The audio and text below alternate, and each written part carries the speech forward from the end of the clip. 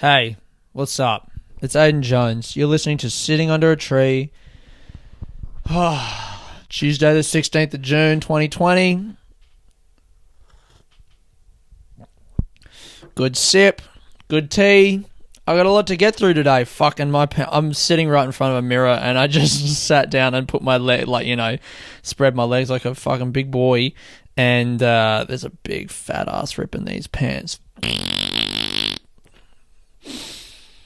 I got a lot to get through this week, man. I say that now, and then watch me pull up short at fucking 25 minutes or something. I feel, you know what? Everything I've said so far is stuff that I said to myself in my head as I was walking to the toilet just now. How do you guys feel? How's your week going? I hope you're going good. I hope you had a good weekend. I hope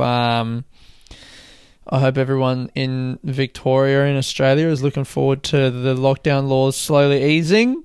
I am feeling pretty good, I reckon. I did the third of my hosted comedy in the shed last night to another sellout crowd of 12. That was a good show, man. So much fun. Thanks again to everyone who came to that. A big special thanks to Travis, who posted some lovely shit about the show before and after on Twitter, and really felt good. Like he said something about, maybe I'll fucking pull up the tweet, because it really made me feel good. And I said that to him, and then I realized how weird it is to be like, hey man, that made me feel good. Like, where is it? He said, I'm going to see live comedy tomorrow night, and I actually cried a little booking the ticket. For people in Brunswick, at AJ Taco is hosting some incredible lineups every Monday night. Tickets are free but limited, and a great chance to see some of the best comedians Melbourne has to offer. And I really appreciated that AJ Taco is hosting some incredible lineups every Monday night. I was like, they are good lineups, aren't they? There's some fucking sick comedians on the lineups. I feel very proud and lucky to be in a position where, like, I know these people and they, I guess, have, like, enough respect or trust or whatever in me to come and perform a show in my shed. Like, what an insane proposition, you know? And it was real nice to have someone acknowledge that they are crazy lineups, and he rocked up and I introduced myself and I said, like, man, that made me feel real good, and then immediately was like acknowledged, like, fuck, that's an insane thing to say, isn't it? Hey, you know that nice tweet you tweeted? That made me feel good. It's wild that it has to be about my feelings. I think it always has to be about my feelings. That's a good place to start, isn't it, for the pod this week? I guess I could start here. Last week I spoke about the Black Lives Matter protest and how that was kind of tied up in my feelings of going through the breakup that happened last Sunday. And I got a message on, what day was that? On the Wednesday, from my homeboy Brendan, who is a regular listener to the podcast and has been a big supporter of the podcast for years, I reckon. As long as I've been doing it, he's told me that he's loved it. And he messaged me on Instagram, Aidan Jones Comedy, by the way, if anyone wants to message me some shit about the pod. He said, I got to say, man, really having a hard time listening to you talk about the rally on the pod right now. Had to pull over to write this, haha. Do I say the ha-has when I'm reading messages or whatever? I'm going to try and be as articulate as possible, but please don't think I'm coming at your neck. But, ... I think it says a lot that the only thing I'm hearing you get passionate about is that people were yelling at cops. Like, that's firing you up. I want to see you get 10 times as mad for the injustices that police and the system reinforce constantly. Sure, maybe some of the people at the rally were yelling at cops just because, like, yeah, ACAB, brother, but most were yelling because those people are fucking fed up, and yeah, they see these cunts lined up protecting their little precinct and like, yeah, fuck those cunts. This is the pot boiling over. I can't believe I'm hearing you say that these specific cops are, quote, good cops, when one, you don't actually know that, and two, it's what they represent. The people yelling at them aren't dummies. They know these specific cops, ... might not necessarily be bad, but they don't give a fuck in that moment, and nor should they. Also, when you mentioned that article, you're doing that thing.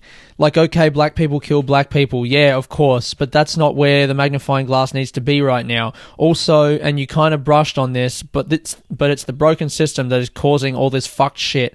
Couldn't believe I was hearing you pretty much say, hey, black people kill black people too, you know? Not all Indigenous people are killed by white cops. Yes, true. But too many are. Anyways, I love you, but I was kind of getting mad. Haha. And then a few other that was the main bulk of the message. Fuck! That's a lot to open up the podcast with, isn't it? I still don't feel like I'm fucking settled into this week yet, but yeah, that kind of hit me real hard, and I called him and spoke to him. We had a great chat about it. I mean, the first thing I said, or like one of the things I said in the conversation was, it's very interesting to get that message from someone who's like a dear friend, and I guess those were the same things that the girl I was seeing and to a lesser extent her friends were saying on the day, you know, all the same kind of vibe of stuff. And I think I maybe brushed over it on the podcast because I do this thing where I assume that everyone already knows where I'm coming. Like, maybe I didn't give enough weight to the fact that that I'm angry about that stuff, maybe I don't feel angry, and maybe that's what I was kind of trying to say. Like, I understand that people are angry, and I don't feel that anger about everything that's happened, and it's kind of a bummer to me that I don't feel it. Like, I wish I did, because I know all this stuff is bad. And fuck, man, I mean, I haven't watched the fucking George Floyd video, and maybe I should. I don't know. Do you reckon I should watch it? I want to say I feel like I get it, but I know I don't get it until I've watched it. But there's something I guess I've fucking been putting off watching it. Maybe I should just watch it. But yeah, I feel like I don't feel the same anger that those people are feeling, and I guess what I was trying to say last week. Also, I don't remember saying that those cops were good cops, and I listened back to the podcast and I didn't hear myself say it. Maybe I did, maybe I missed it, but I don't think those cops were good cops. They're just cops. And something that Brendan and I spoke about was that it is inherently like a political decision to even become a cop, isn't it? Because in doing that, you're making a choice. And I think you do. It's really not a cut and dry issue ever, is it? But it's tempting to say, like, you're always making a decision in terms of a job. If you take a job, then, like, there's always another job that you can get. But, I mean, fuck, maybe there's not. Maybe anecdotally there might be a situation, someone might be listening to this, or I might have a conversation with someone where they spell a situation out to me where it's like they literally had no choice but to become a cop if they wanted to get money to feed their family or whatever they needed money for. But yeah, I guess ideologically the decision to become a cop is like more political than almost any other job you could possibly take. And so just by being there and wearing that uniform, you are,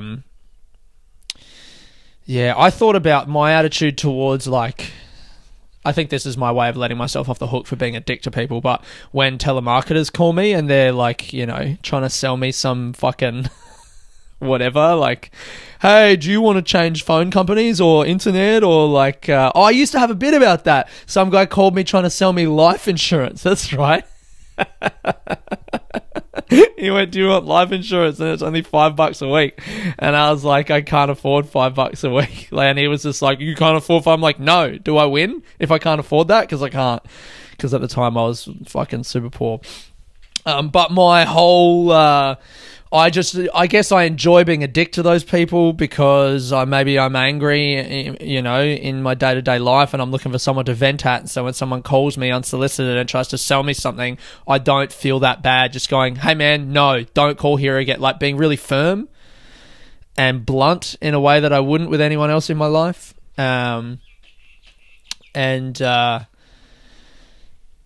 Fuck, what point was I trying to get at? Yeah, my justification always has been, and I think this is actually flawed now, but for a long time I used to say, like, you know, fuck those people, because if they didn't want to get yelled at, then they wouldn't take that job. And like, I almost said like me yelling at a salesperson is my way. This is so fucking narcissistic. Me unloading my anger on a salesperson is like my way of like making their job difficult, because it should be difficult because they shouldn't want to do it. So I'm trying to push them out of a job that is like shitty for society by being angry at them. That was my justification for being rude and mean to a person, rather than just accept like, hey man, maybe you need to deal with your emotions better and not not take them out on the first person who calls you and you don't know their name. What kind of a person am I that someone's going to call me and they're just doing their job and I'm like, finally, fuck you! Oh, God. Yeah, I don't know, man. I don't know that I don't know that I 100% agree with the idea that someone who's a cop has made a decision that makes them a target for that kind of abuse just by being a cop. I wouldn't say that I completely agree with someone being a cop either. The story that I told those girls that day on the at the protest, when I was talking about the guy who was a captain of my high school soccer team, and years later I met him after one of my shows and he was a cop. I think what I was trying to say with that story was like, he was a good guy, but also I felt conflicted about the fact that he was a cop, because like I don't think that's the greatest thing to do. I don't know anyone. I'm not really close with anyone who is a cop, but if I was, I would like to think that I would challenge them on that. Because I don't think that's a great thing to want to be. Like, you can be other shit in the community, man, if you want to help. The kinds of things that people give, or that I've heard people give, or rhetorically people kind of give as reasons for going into the police force, that are like helping disadvantaged communities, keeping people safe, and addressing the problems in our society, like violent crime or whatever. If you really want to address that kind of stuff, you really like getting a fucking badge and a gun is the way to do that? No, surely going into mental health or in the justice system and trying to be a more of a fucking, like a cool head in that system is a much more effective way of doing it. Rather than going out there. And it feels like someone who's going to be a cop is like looking for a bit of that power trip, because it's a very obvious way to exercise power. Or maybe they didn't have the grades to go into that. I don't know. There's probably some good ones. There's probably some bad ones, whatever. It's not that fucking cut and dry. I wouldn't agree with anyone going and being a cop, but at the same time, I don't know. If you're out there at the protest yelling at those cops, fine. I'm not going to say you're a bad person for doing that, but I really think, unless you're a black or indigenous person, if you're a white person going out there and yelling at those cops during that protest, I really think afterwards at some point you got to look at your own emotional state and ask yourself why that felt comfortable for you. And fuck, man, maybe this is because I don't feel that anger and so I don't understand it. Maybe you ask yourself those questions and you realize, you know what? Yes, I am actually really angry about that, and that's all it was about. And it was just about the awful things that have happened to these people. That's the only reason I was yelling there. But I don't know, man. I find it. Maybe I'm fucking wrong here. Someone message me if you really think this is wrong. But surely like manage your emotions better. I'm not good at it. I can't do that. And that's why I understand when people get angry at shit. That's not the thing that I was angry about, but evidently salespeople calling me is a thing that I get angry about. And so I fail to manage my emotions in that context. But I think if you're getting angry at people, you really got to take a look at yourself and go, why am I getting angry and how can I mitigate that in the future? Because it can't just be good enough. It can't be good enough to just go, I'm right, that's what's up, and I'm just going to keep doing this. Because I don't think getting angry, it's just not that constructive. It's not the thing that we're trying to do. Everything, this is another thing me and Brendan talked about, was everything that I read and he read as well leading up to the day on Instagram, people that were posting stuff and whatever, all of the guidelines for white people at the protests said, white people, your job is not to yell slogans, you're not starting any chants, you're just joining in maybe if you feel comfortable.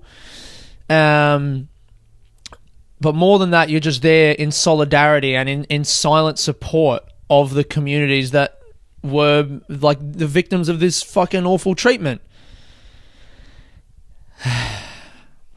And I remember reading something that said if you talk to the press, if the press talk to you, don't say anything. You don't have any comment. You just say, I'm here in silent support. Thank you.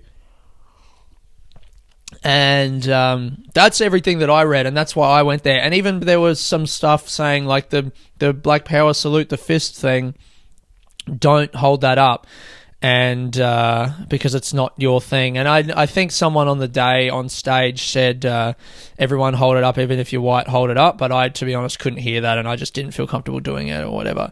But it felt like the day was just, I reiterate from last week, the day was just about being there in support, listening to what the people speaking had to say, and just trying to lend your body in support of the cause.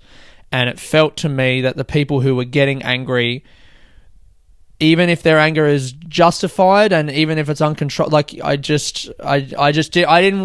didn't sit well with me. It didn't sit well with me that it feels like any anger is. Here's why my opinion on this is ultimately invalid, is because I was too caught up in the breakup and the emotions of that I was having that day with that girl. I was too caught up in all of that to notice when I looked at the people yelling at the cops what the racial makeup of that crowd was. Because if it were a lot of white people doing it, then I think I would feel a lot better in saying they shouldn't have been doing that. But if there were a lot of Indigenous people and black people yelling at the cops, I think I'd be more inclined to say, okay, that was probably like legitimate and justified anger about the situation, rather than white people co-opting the anger of an oppressed people and using it as an excuse to express their own anger, right? I didn't look because I wasn't thinking clearly about the day. I didn't look and make a point of noticing what race the people were that were standing there yelling at those cops. And maybe I probably should have, but I was too caught up in the emotions of breaking up with this girl and, trying to... I was too caught up in her not wanting me to be there and me not wanting to admit that she didn't want me to be there and everything that went with that. Anyway... Thank you, Brendan, for messaging me about that. And I know we had that conversation, and it was a really fucking cool conversation. I think he pulled me up on the right thing. I think he was right in messaging me and pulling me up. If anyone else has anything that they would like to say to me or think they can add to this, especially if you're an Indigenous or black person, I would love to fucking hear from you. If one of my 54 listeners is that'd be cool, wouldn't it? 54 but diverse listenership. But the cool thing about hearing from Brendan was, as I said later to him on the phone, was like, it's cool to hear from a dear friend about this, and someone who's not the people that I was there with that I felt like ways about personally, that kind of stopped me from being able to hear what they were saying about the issue, because Brendan is a person who I just couldn't ignore. I respect him too much to be able to just write him off and go, he's a fucking idiot, you know? Like... I was able to write it off with the people that I was there with, because I was like, this is more about us personally than about the events of the protest. And that was incorrect of me to do so, because I didn't listen to the things that they were saying. But when Brendan called me, I was like, he's actually just making some great points. Oh my God. All right. That's that out the way. I got, what do I want to talk about next? I got some fucking killer stories this week. Speaking of the breakup, I went to dinner with... do I want to do that? Yeah, I'll tell that story now. I went to dinner. I'll talk about... Maybe this will be the picture for this week. Will be... God, I'm so fucking emotional, man. How far are we in? Almost 20 minutes? So I've got a bunch of fucking shit I want to talk about. I went to dinner with Luca at Transformer this week, and the picture this week is going to be me and Luca standing next to each other, because this girl that I've been seeing, I booked, she was a vegan. She was a vegan. She's dead now, but she lived her life as a vegan. And unfortunately, it led to her demise because vegans, famously, not a lot of, all the jokes that people make about vegans, whatever. I'm so not okay with it still. I'm so fucking thinking about it a bunch, trying to mull over how am I, what can I do? What can I do better from? Still the whole thing of me emotionally dumping stuff on someone who I'm close with and feeling entitled to their emotional support rather than asking for it. It's all fucking there, man. It's all there! I've taken inventory of my emotions and I am now counting through them. Ugh. So me and Luca went for dinner last week because I booked for me and this girl a table for two at Transformer. I checked for her that she had the night off. I wasn't telling her where. I bought brand new clothes, pants, suit, shirt, and I was going to suit up. What did I say? Pants, suit, shirt? Pants, jacket, like a suit jacket, And, yeah, I was so ready. I was going to buy... I just love doing romantic shit. It's nice. Once you find someone that you're comfortable doing that stuff with. For me, once I find that person, I'm like, fucking let's do all of that shit, man, because I got it in me.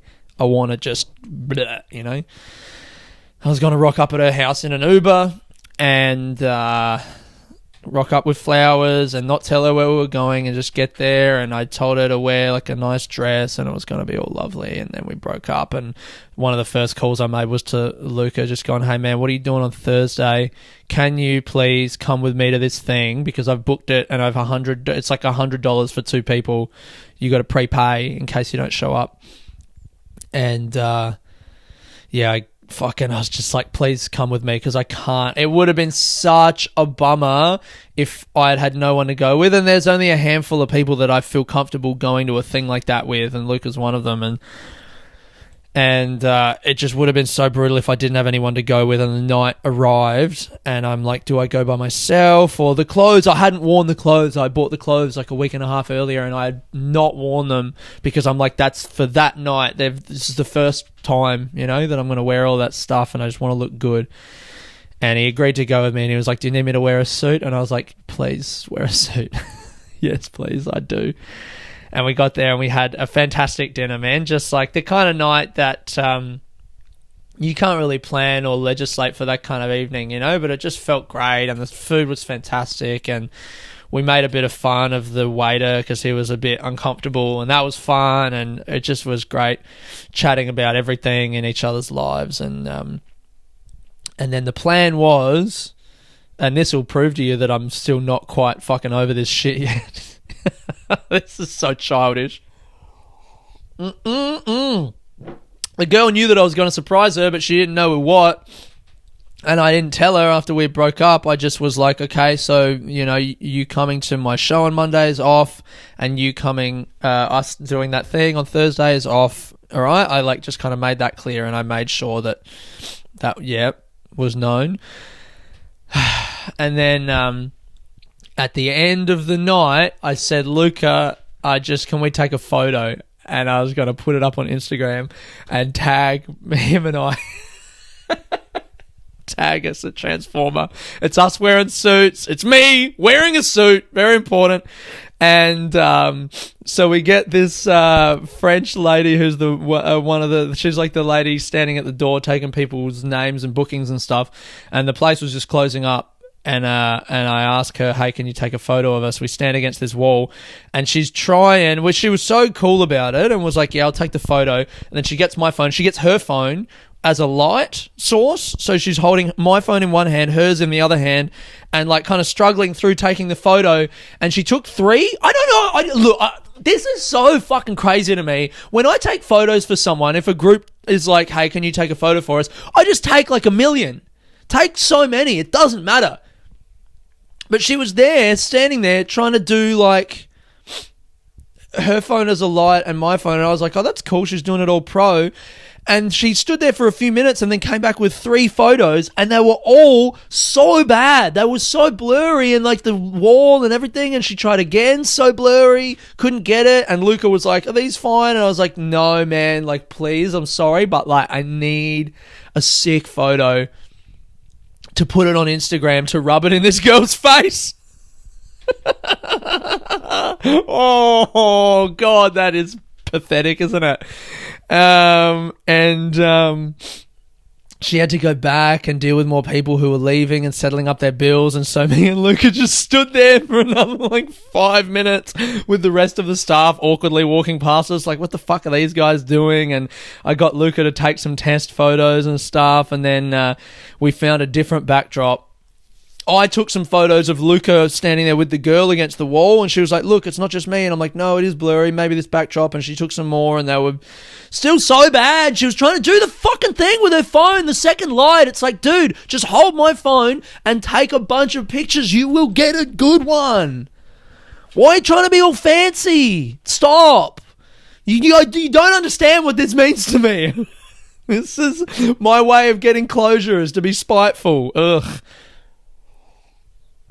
Anyway, they were all bad, and the one that I did, we walked out, and I was like, I guess I'm not putting one on Instagram, and that's the takeaway for the night, is that I learned that, I didn't need to do that to feel better. I just needed to have the night with my friend, and it's not about the pictorial evidence, it's just about the night. And I got home, and Blake and Liz were having their last night in the place. They had a bunch of friends round, and I didn't really feel like, I felt like I just wanted to come in my room and read a book and chill out. So I stayed out there for a bit, and I told everyone the story and how the night went, and one of our mates was very excited for me, and then another one of our mates was like, yeah, that's a good ending scene to the movie that you didn't put the picture up, and then they were like, it's not a scene, it's a real... That was funny. There was a big argument and people laughing, and I was like, all right, peace, I'm going inside. And then I did put the picture up on Instagram. I just chose... The first picture was actually the best one, so I put that up, and fuck it. I need my little moment, so I put that up. I'm not sure if she saw it. I might find out, in months or years in the future, if and when we ever talk again, but... Oh, that was nice. I kind of felt like and then this is fucking good. All right, maybe this is... what can I... No, all right. I know how I'm going to do this. I'm going to do... Oh, my God. What? Jesus. Fuck. I just got a message from a fucking job. I think I'm starting a job tomorrow. Oh, I don't want to do that, but I can. I fucking guess. I got a job. Damn it! I just got a job at the place that I was working 6 months ago at the start of the year, delivering things. All right. Well, that throws a bit of a fucking spanner in the works, doesn't it? Okay. Anyway. This is an emotional podcast this week. Just open my phone up and find out that I start work tomorrow at 9 a.m. Fuck. Fucking shit. I mean, it's good to have a job, but it's also bad to have a job. I wanted to talk about this that I saw. Where is it? Journalists at The Age express a lot. So basically, as I mentioned last week, I want to talk about one thing that's not from my life every week, that's not from my personal life, because I feel like I'm getting pretty good at analysing my personal life and asking myself how I feel about things, but I probably need to be a bit better at noticing stuff that happens around me that doesn't have anything to do with me. And I thought this week was something that was pretty interesting. I saw an article on The Guardian, which is funny that it's on The Guardian, saying journalists at The Age express alarm over increasing politicisation and loss of independence. So basically, I don't know if this is good. I think you guys are here. To be honest, I reckon you guys are going to be here for this and like support me through trying this idea out. But I really have reservations about whether this is going to be interesting or not. How's this for a news segment, guys? I read a news article.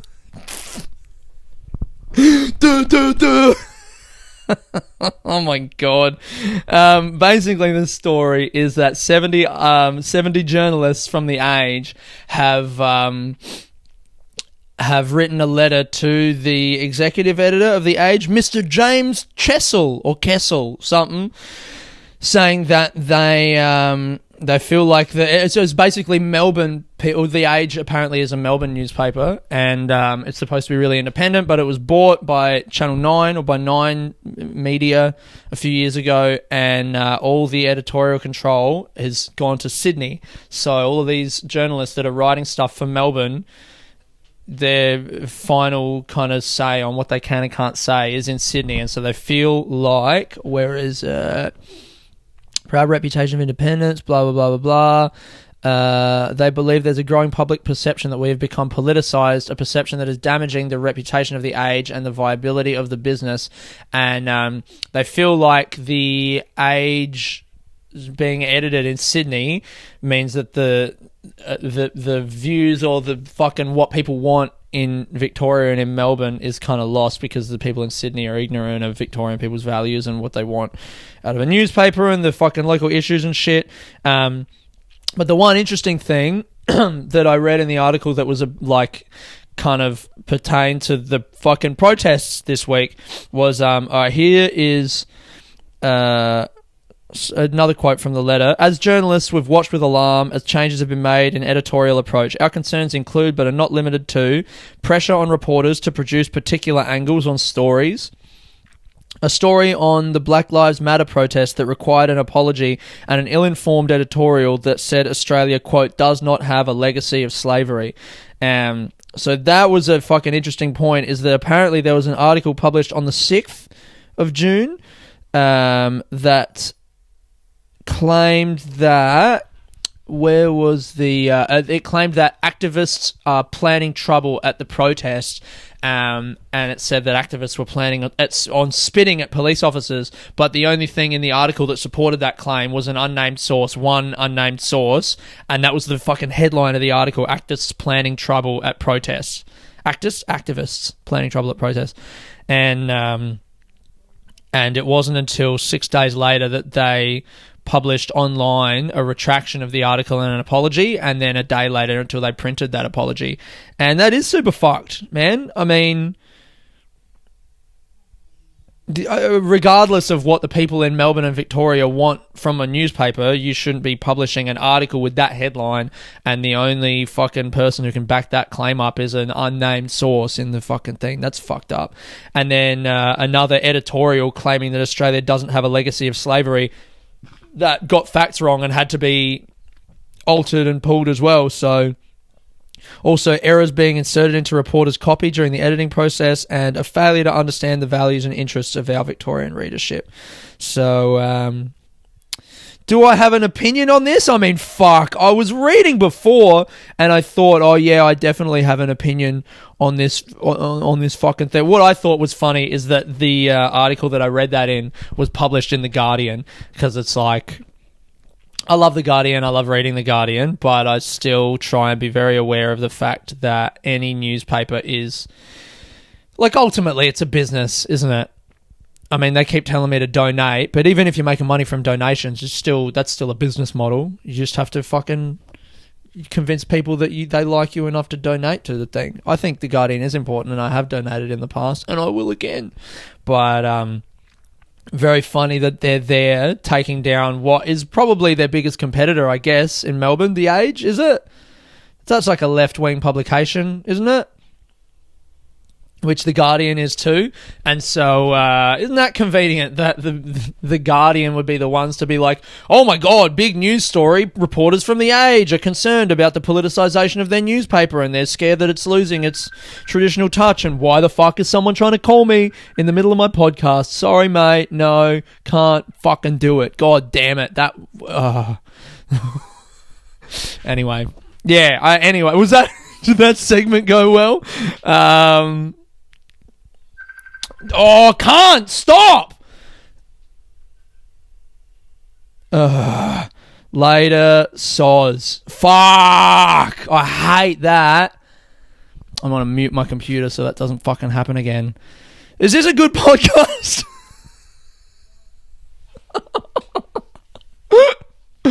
Oh my God. Oh my God. I got one more story.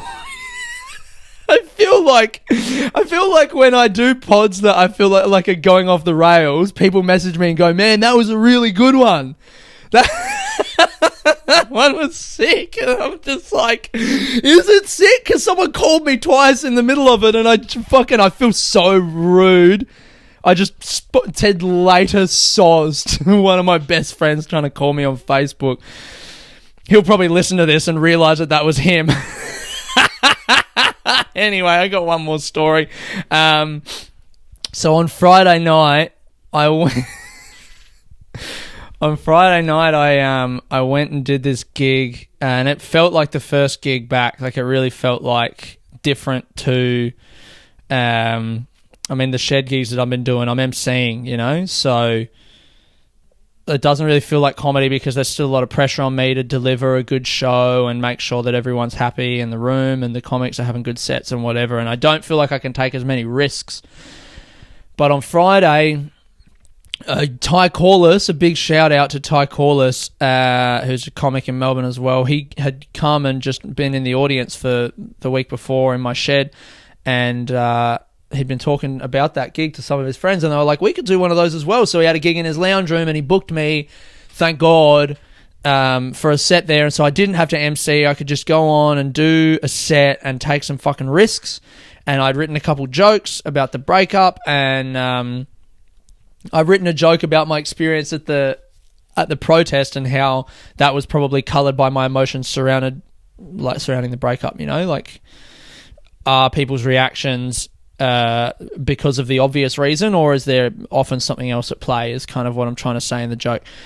And so I go on, I talk a bit about stand-up, and I talk a bit about being excited to be there, and just before the show, I see this guy walk in who was one of the girl that I was seeing, one of her, like, close friends. And I see this guy, and I'm a little like, oh, but good dude. So I'd say hi. I'm like, hey, man, what's up? You know, nice to see ya. The show starts. He's sitting at the back. I go on. I do a couple of those jokes about the relationship and not mentioning any names. And then I say the second joke didn't really get a big laugh. And I said, as just a way of getting out of it, oh, everyone, by the way, you know, I feel kind of weird doing these jokes because one of her best friends just walked in. He's sitting over there, and I feel so weird doing these jokes. And this guy, I think from what I can tell, decided to play dumb. Decided to pretend that he didn't know what I was talking about when I started mentioning the girl, because he was like, what, me? And I'm bad with faces, so I started thinking I've got the wrong person. So I'm like, it's you, right? And I said his name. I'm like, it's you, yeah? I was at the protest with you on Saturday. And he was like, yeah, but I don't know your girlfriend, man. And in that moment, this girl was very reluctant, never let me call her my girlfriend, never let us admit that we were in this thing together, was always very much trying to keep it at a distance, which I really resented. And I now understand that that's a legitimate fucking thing that she was doing. She just didn't feel comfortable in a relationship. She didn't see a future in it, but it always was like a source of a bit of hurt for me that she just wouldn't tell anyone in her life, let them even know or whatever, that we were seeing each other. And so when he said that, I was like, oh my God, like he was with us and didn't even realize that her and I were seeing each other, and that fucking hurt. And so I said, like, oh man, that's crazy that you didn't know. This is exactly the problem, is like, I was seeing, and then I said her name. And as soon as I said her name, like 10 people in the audience were like, oh, that person, like, oh, like, and they all knew who she was, and were like, oh, you mean the blah, blah, blah. Like, they were all their fucking friends. So suddenly, of the 20 people in this audience, like 10 of them know the person that I'd just been talking about, and I didn't say anything bad. Like, I asked them, did you like me before? And they went, yes. And I was like, do you like me now? And they went, yeah, you're fine. So it wasn't like I had talked shit, but it was still just like, this is now my worst fucking nightmare. To be in a room trying to talk about this thing that I've just gone through and do the thing that I fucking love, the place where I can kind of come and let my fucking shit out and try and make people laugh about it and feel good about it myself. And the first time I've been able to do that properly in 3 months, all of the people related to the person that I'm trying to talk about are right fucking there. And I tried to, I had the idea, because it was a Friday night, man. I had the idea that I would hang out for a bit afterwards and, you know, just meet some new people and fucking chat and have a party. Some guy before the show was like, hey, do you want some, like, there was some, I was like, saw him taking mushrooms and he was like, do you want some? And I was like, oh, not yet. But in my head I was like, maybe later though, if I'm feeling good. Fuck. And, you know, I can't bring myself to not say this. I'd seen like a few girls around the party. I was like, oh, there's some cute girls here, you know. Why do I feel the need to say that? Because I want to admit the kind of person that I am. Anyway. Just that was it, right? You go to a party, maybe there'll be a cute girl there I can hook up with, I can take some drugs, I can laugh, meet some people, whatever happens, you know. But then that happens, and while I'm on stage I'm feeling good about it, and I managed to get it back, and it actually felt really good to have that happen in the set, because that kind of like in the moment adrenaline thing is like the shit that I love so much about comedy. It made me put me back on my heels and made me kind of fight to get the audience to win them over again. And then I did some jokes and I, you know, called the emotional tension of the moment and whatever. But as soon as I got off stage, the show finished and I was outside standing with the other comics, and these fucking 3 girls just walked up and were like, so tell us of the jokes that you were going to do about bleh. And were just like making fun of me for it, and it was all good natured. But as soon as that happened, I was like, yep, I cannot be here, not for another fucking second. Yeah, I just like got the fuck out of there, got home and messaged a few friends and was like, I feel sad. God, that really anyway, so that was was my week, and I think that's the podcast for this week.